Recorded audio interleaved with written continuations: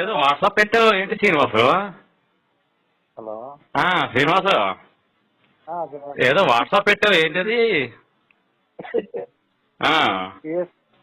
ఎందుకు మీ బాధ ఏంటి? ఇప్పుడు మేమంతా మీ మండపంలో వచ్చేయమంటావా ఏంటి పంపించేసినాను? చెప్పు, నవ్వేవు కానీ చెప్పు.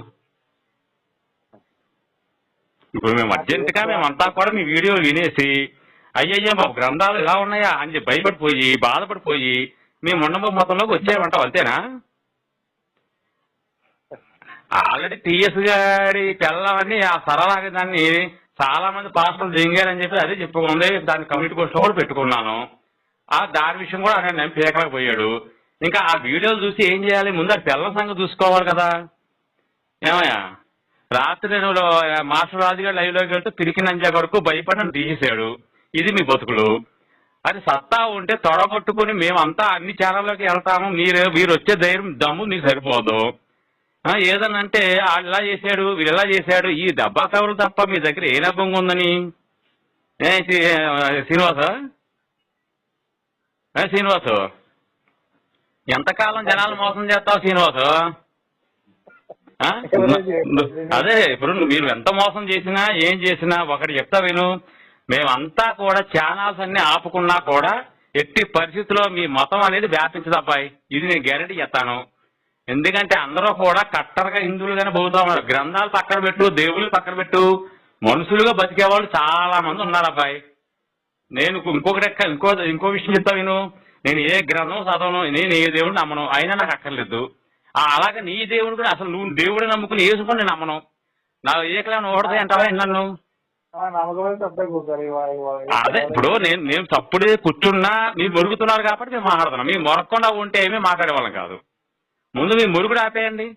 మీ మురుగుడు ఏదైతే ఉందో దాన్ని ఆపేయండి. ఇప్పుడు జనాలు సత్యం తెలియాలి అంటారు. ఆ సత్యం ఏంటో బొచ్చు ఏమీ లేదు అక్కడ. ఈ లేని దాన్ని పట్టుకొచ్చేసి మీరు ఎంత రుద్దుదామన్నా మేము రుద్దించుకునే రకాలం కాదు. మీ బురద మీరు అలాగే అంటించుకున్నారు కాబట్టి మీరు అంటించుకుని మీరు గోక్కోండి. మాకు అంటించాలని చూస్తే ఎలా ఉంటదంటే ఇలాగే ఉంటది మరి.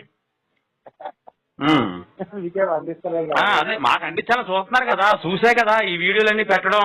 ఇవన్నీ నేను నేర్చేసుకోండి, మీరు తెలిసేసుకోండి. అందులో ఉన్నాయని అబద్ధాలే, మోసాలే, ఏది నిజం చెప్పరు. నిజం చెప్పే సత్తా మీ దగ్గర ఏది లేదు. ఎందుకయ్యా ఈ అబద్ధాలు బతుకులు ఎన్నాళ్ళు పోతారా మీరు? 100% నేను అబద్ధం అని నిరూపిస్తానయ్యా. 100% గోరఖ్పూరే ప్రామాణికమా? ఆడేమన్నా వాల్మీకి రాయడానికి?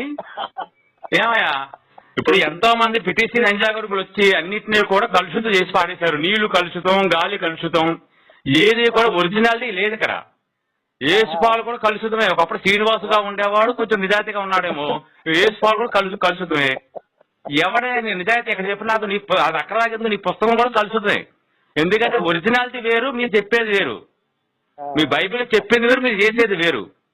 ఏది నీకు ప్రామాణికం చెప్పినా ఒకసారి మతాన్ని ఎవరు కరెక్ట్ గా పాటిస్తాను చెప్పోసారి నువ్వు పాటించావా? వేసుకోవాలి. కాబట్టి ఇటువంటి డబ్బా కవర్లు మీరు ఎన్ని చెప్పినా కూడా మేము నాలాంటి వాళ్ళు పొరపాటున కూడా రారయ్యా. మీరు ఎన్ని మొత్తుకున్నా నాకు వచ్చే నష్టమేమి లేదు కనుకో. ఎందుకంటే నిన్ను తిట్టడం నీతో అనవసరంగా ఈ వాదోపవాదాలు పెట్టుకోవడం కూడా దరిద్రం. కానీ మాకు ఒక విషయం చెప్తా, నువ్వు ఎన్నైనా ముత్తుకో.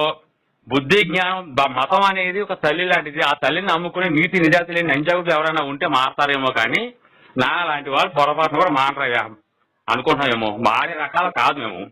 ఎందుకంటే మాకు ధర్మం తెలుసు, దేవుడు నాకు అక్కర్లా. ధర్మం తెలిసిన వాడికి దేవుడు అక్కర్లా.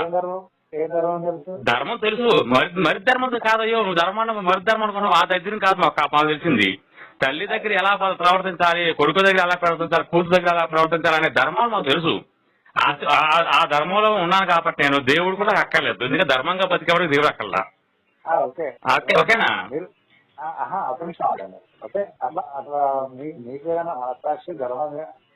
సొంతంగా ధర్మం చేస్తే మంచిదే. హిందూ ధర్మం అయితే కరెక్ట్ గా అదంటున్నాను. హిందూ ధర్మం కరెక్ట్ కాదా నువ్వెలా చెప్తావు? నువ్వెవడు చెప్పడానికి నాకు? నిన్న కాక మొన్న పుట్టిన పిల్లబచ్చా కానీ నువ్వు చెప్తే నమ్ముతామా? రాముడు దేవుడు అని తానీషా ఒప్పుకున్నవాడు. తానీషా గంట గొప్పవాడు నువ్వేమన్నా? ఏమయ్యా తులకలు రాజు తానిషా రాజు రామదాసుని బంధించినప్పుడు బంగారం నాణ్యాలు పట్టుకొచ్చి మరి ఇచ్చి వాడిని వదలరా బాబా అని చెప్పి అన్నవాడు దేవుడా? లేకపోతే నాకు కుంటి గొర్రెని గుట్టి మెర్రని మా మేకని ఇచ్చావు కాబట్టి నీ పిల్లలు తీసుకెళ్ళి పక్కన ముడుకోబెడతానేవాడు దేవుడా? నీకు పేడ తీసి నీ ముఖాన్ని కొడతానేవాడు దేవుడా? ఈ ఎరుపుకు మాట ఎంతకాలం చెప్తావయ్యా వేసుకోవాలి? ఆగపోయా నువ్వు ఇక సోదాపు నీ అవస్థ వదిలిందండి. నా బొచ్చులు చాలా పెట్టుకోండి పట్టుమని ఏమవుతుంది బొచ్చు అవుతుందండి. నాలాంటి వాడు ఒక్కడో 10 మంది నిలబడితే చాలు నా ధర్మాన్ని కాపాడుకోగలను. ఏదో నువ్వేదో వాగేవు కదా అని చెప్పి భయపడిపోయే రకానేం కాదు ఇక్కడ. టీఎస్ కుమార్ ఒకడు ఇచ్చారు నా కొడుకు. ఆ నంజా కొడుకు ఆడి పిల్లని గురించి చెప్తే మోగ తట్టుకోలేకపోతున్నాడు నంజా కొడుకాడు. ఆడి పిల్లమే తన బోగు నంజి సరళ అనేది. ఈ బైబిల్ పట్టుకుని నంజా కొడుకులు అందరూ కూడా పిల్లలు వ్యభిచారం చేసే నంజా కొడుకులు. ఈ నంజా కొడుకులు పట్టుకొచ్చి నా ధర్మం గురించి మాట్లాడతానని నేను ఎందుకు ఊరుకుంటాను? ఎరుపుకు మాటలు కాకపోతే ఎన్నాళ్ళు మాట్లాడతారు, ఎన్నాళ్ళు చెప్తారు అబద్ధాలు? మీరు సోది మాటలు ఆపి పని చూసుకోండి. అనవసరం సోది మాటలు చెప్పకండి నాకు. అర్థమైందా? అది ఒళ్ళు దగ్గర పెట్టుకుని జాగ్రత్తగా ఉండు. రాత్రి ఏంటి సుజన మేడం మీ భార్య మీ భర్తకే ఇంకో పెళ్లి చేస్తానని చెప్పాడు. బొక్కడంచుడు ఆనంచుడు కావడాడు. బైబిల్ అనుకుంటున్నాడా? ఎవరు